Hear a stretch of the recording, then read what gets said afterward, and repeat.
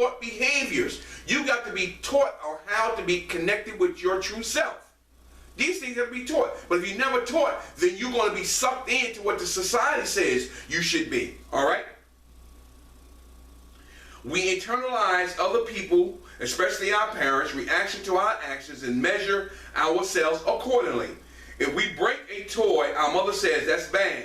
We conclude that we are bad, right or wrong, because that's what was said at that time.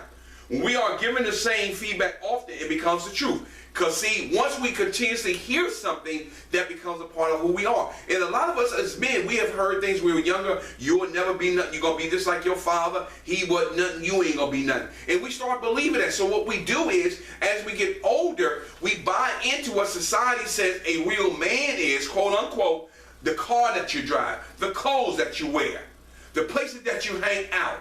All right? Maybe the drugs that you use or smoke with your friends. That's what's gonna make you cool. The alcohol that you drink. You see what I'm saying? That's what society says, because you have been told when you were younger that you were bad, or you will never be anything. You will never accomplish anything. All right. So you get around a crowd where the in crowd is per se, and they all their friends, they are close, and boy, they're the in crowd. Everybody looks up to them. The girls look up to them. They hanging out with them. Everybody hanging around. Then you want to be part of that in crowd, and that's what happens. You get sucked in because you have been treated or been told for so long one thing, and you bought into that. So you're trying to reinvent yourself or to create a new identity so people can accept you for what you have created, but not who you are on the inside, and dealing with the stuff that made you feel that way in the first place, to go that way, to feel important among your friends. All right? Since 80% of what we hear is negative, which is so true, it is little wonder that we develop negative beliefs about ourselves, such as I'm stupid, I'm ugly, I'm weak, I'm a failure. We hear this all the time. All right? All the time. I'll never make it, and my personal favorite, I'm not good enough. How many times have you heard that? We all hear it. At some point in our life, we all hear it. Or we say it about ourselves because we can't get a certain girl. I'm going to tell you, when I was very young, trying to talk to a girl or get a girlfriend, and the girl turned me down, I went and cried. Because I was hurt. I felt that I wasn't good enough. What's wrong with me? I remember back during that time, Soft Sheen, was it Soft Sheen? I think it was Soft Sheen, I guess. It was called a blowout kit. I wanted to get the afro. That's what we used to wear. We used to wear afros. I wanted to get that blowout kit like everybody had a big fro, but my sides wouldn't grow. So I never got the blowout kit. But you see what I'm saying? We're trying to transform into something that we're not, to please somebody, to accept us for who we are not. You hear what I just said? So that's what happens, is because we tell ourselves, because we may have been rejected, or we have been talked down to for so long that we'll never be anything, or we are not high achievers. Well, I'll never be able to go to college. I won't be able to do this. I can't play on the football team. I like sports, but I'm going to do this. So we sell ourselves short to fit in to something, to get the acceptance, but we are not truly showing our true self. We're just creating a mask of who we are not, to be accepted around people who are not going to know who we truly are. All right? This is some good stuff here. This is good. Growing up, we harbor these beliefs, but keep them hidden because we don't want anyone else to know. We create an image of ourselves that is different from, and usually better than, the person we believe we are. We just talked about that. We put on a mask that shows a world a different face, and we hide behind it for as long as possible. And that is so true. What we have to do, basically, we have to face the fear. We got to face the fear. Until we face the fear and take control of that through God's word, we will never be able to escape that mask. We will never escape the mask, all right? Never will. Until we face that, all right? Facing fear. So how do we remove the mask? All right, we're going to roll down a few things here on how we can do this in a step-by-step process, all right? Number one, we need to have awareness, all right? We need to have awareness. You need to think about your mask and why do you wear the mask? What's going on internally in your life? What has happened to create this feeling or this identity crisis within you for you to feel that you don't feel important, that you can't do this, or why I can't do this, or why I don't have a certain girlfriend, or why I can't get good grades. We need to come to awareness, all right? How it looks to you and other people when you put it on or whatever, that doesn't even matter, okay? We have to create awareness. Once you understand what the problem is and what the situation is and what has created that, then you'll be able to deal with it and to be able to come out of that situation feeling good about yourself and being able to talk about the problem to somebody that's not going to condemn you, but's going to accept you for who you are and love you where you're at, all right? And then we can start dealing with those issues. Number 2, recognition. That goes back to awareness again. Of the course in your personal and professional life of wearing your mask. See how your relationships are affected. Very important, because like I said earlier, what you do affects everybody around you, whether you know it or not. It affects everybody. People at your job, it could be your home, other family members, whatever. If you play sports, all that stuff is going to affect that. Whether you know it or not, it will affect it, all right? So we have to have recognition and see how it's going to affect others. What limitations has it created in your life? All right? What limitation has it created? What is it that you cannot, shouldn't, or wouldn't do because it's not appropriate for you? These are questions that you need to ask yourself. All right? Number 3, realization. Realize that your mask is not who you are. Accept it. Make the statement. Admit it. This is not me. I'm taking this thing off. I'm going to start working on myself and improve myself, and I'm going to be who I am. Plain and simple. Plain and simple. Acknowledge the fact that you created your act of your survival, and that probably for a while that was valuable. Now it's not necessary for you to do that. It's not necessary. Be who you are. Number 4, make a commitment. We talk about that a lot here on the broadcast. Make a commitment to yourself. Make your commitment to God. Don't worry about everybody else, because God is the one that's going to be able to clean you up and get you on the right track and get that fear out of you, because we said fear is from the enemy. All right? He has not given you a spirit of fear, but of love and a sound mind. All right? And 5, you got to take action. Take action. Just don't talk about it. You have to take actions to straighten out that problem that you're having. All right? Do whatever is necessary. If you need help, reach out for help to assist you. Don't be ashamed. Don't worry about that. Don't worry about being your pride. Throw that mess out the door. Because if you want to be your real self and be appreciated for who you are, that's what you're going to have to do. Take action. All right? Behind the mask, overcoming destructive secrets. Because that's what those masks are. Those are secrets. Things that you don't want somebody else to hide. That you don't want nobody else to know. But you got to come from behind that. If you are weak in the area, reach out to somebody that's been down that road and that can help you. Don't be ashamed. Get some assistance. There's help out here for you. We are here for you. The MSF is here for you. I'm here for you. I've been down the road. Like I said, I've been in ministry 31 years. And I'm telling you, I have seen a lot in my lifetime. I have been through some traumatic experiences. I'm telling you. And I can help you. All right? My mother died when I was 2 years old. My father died when I was very young. I went to 13 different schools before I even graduated high school. I've been through some stuff. All my family have died on me. And I was left out here just by myself. But I had to pick myself by the bootstrap and move forward. Is it easy? Of course not. It's not easy. But that's what we're here for, to help one another. All right? We're here to help one another. All right, let's go through this. 1, why do we wear masks? How often do you wear masks? We already discussed. We wear masks because we're fearful. We wear it because we're fearful. Because we don't want to show our weaknesses. And how often do we wear it? Majority of us wear it all the time. Majority of us wear it all the time. Because we don't want nobody else to know what's going on. But we have to, what we just went through, we have to say, how do we remove the mask? We got to face it through the problem, through the awareness, through recognition, through realization, through commitment, and through action. Those 5 things are going to help us deal with the mask. What are some of the things that you hide behind in mask? And why do you hide behind these things? Here it goes again, insecurity. All right, there it goes again. The insecurities we have. The fearfulness we have. That's all behind that mask. What things build a solid foundation for a healthy self-image? Who or what things in your life affect your self-image? What things do you feel you need to do or be in order to be accepted by society? How can these things rule your life? Well, you need to ask yourself these questions. How is it affecting your relationships? How is it affecting the things that you do to be accepted by society? All these questions you need to ask yourself.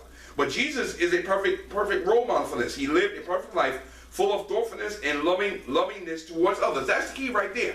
Until you be able to get in contact with your true self, you cannot love others. Because that narcissistic personality is all about yourself.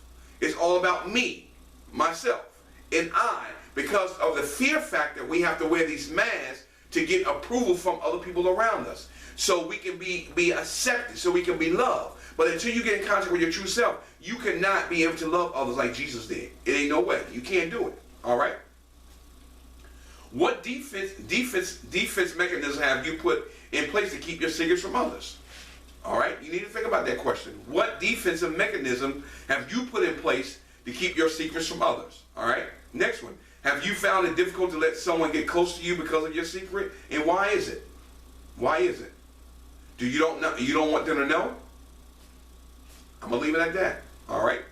Let's go to the next one. What are some steps to accepting and liking yourself?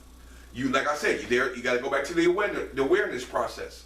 Go back to awareness, and go through those steps that we just talked about. The 5 steps. All right. I'll read them again. Awareness, recognition, realization, commitment, and action. All right. All right. Let's go on.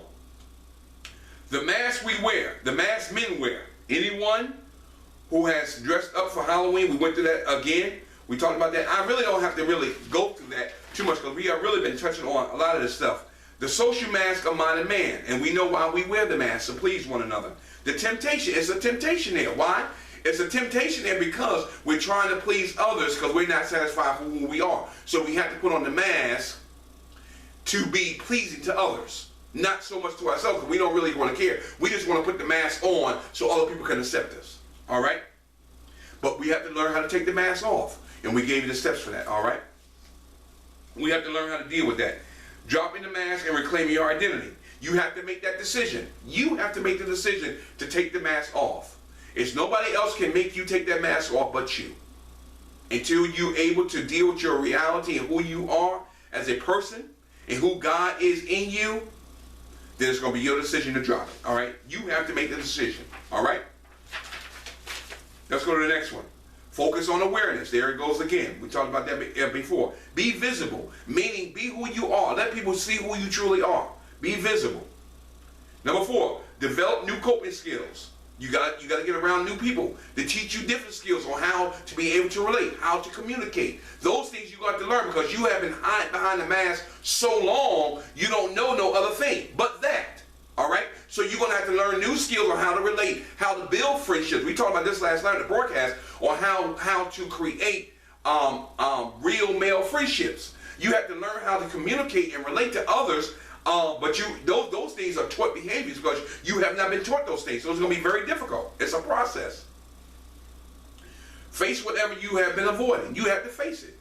A lot of us as men, we don't want to face those problems, but we got to face those things if we're going to be able to get in contact with who we are and who our true self is all about. All right, we got to do it. If we don't do it, we will never be able to face up on who we really are. Or we're going to continue to be, or we're going to continue to hide behind that mask in that cape. Like we said, the man of steel, superhero or myth. We're going to continue to live that myth. We're going to continue to live that lie for the rest of our life because we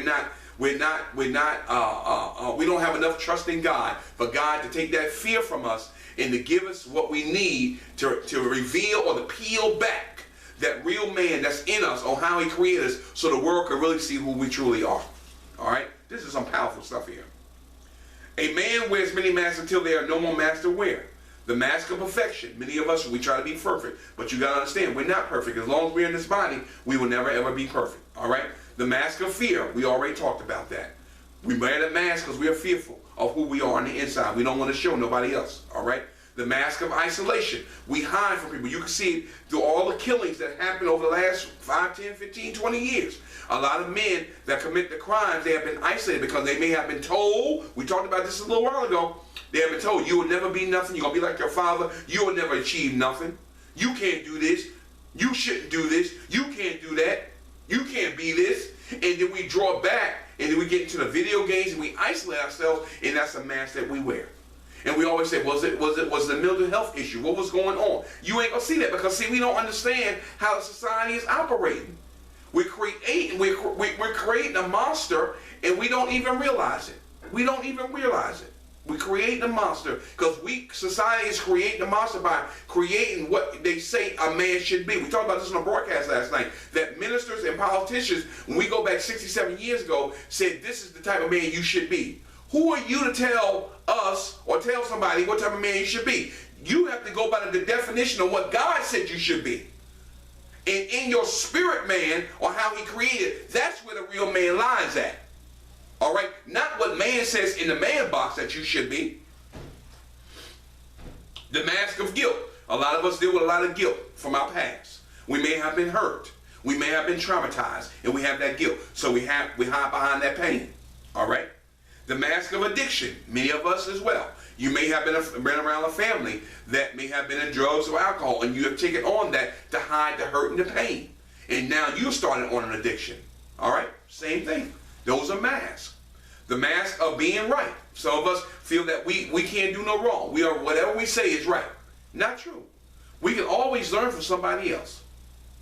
You don't know it all.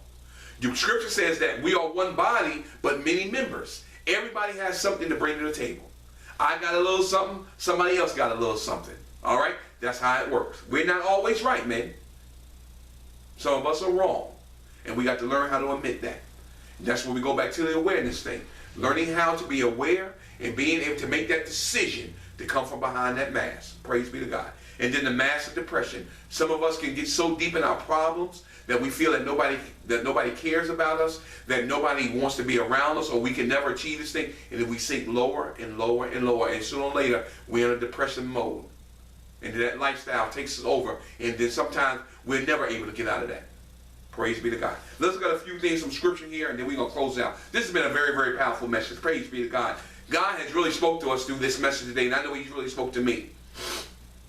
The mask we wear. A rather well-built young man, I'm going to read the story here. A rather well-built young man saw an advertisement for a job at the zoo. When he went there, he was horrified to find that the only job they had open was for somebody to play the part of a gorilla. All right, here we go. Let's talk about the mask. Doing something that you are not. Pretending to be something that you're not. Okay, listen to the story. A lot of children were coming in the next few days, and they love gorillas. The zoo, having no gorilla, needed someone to impersonate one. Excuse me. Since money was tight, the man decided he would take the job. He arrived before sunrise, got into the gorilla outfit, and slipped into the cage.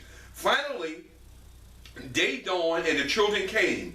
All he had to do was pensively pace the floor, look rather adept at swinging between trees, and eat the peanuts and bananas wherever they were fed to him.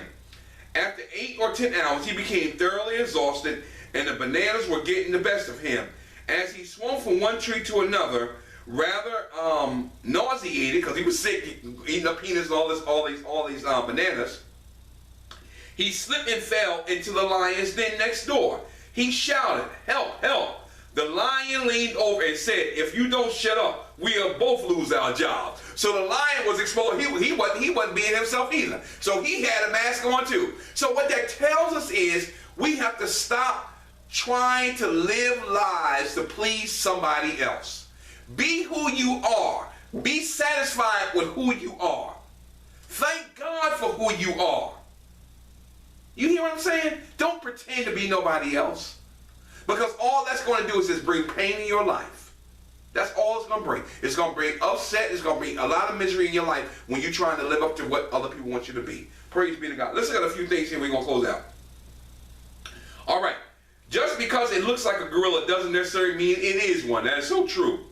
On a more serious note, we all are familiar with masks. Famous characters from the world of fiction makes masks a key part of their characters. I think we all know these characters. We do. All right, let's get into a few scriptures here, and let's look at this real quickly. Let's see. Jesus spake unto the multitude and to his disciples, saying, "The scribes and the Pharisees sit in Moses' seat. All therefore whatsoever they bid you observe, that observe and do, but do not ye after their works. That means don't follow after. Don't do what they do. Don't be pretending to be somebody that you're not. That's what he's saying. For they say and do not. For they bind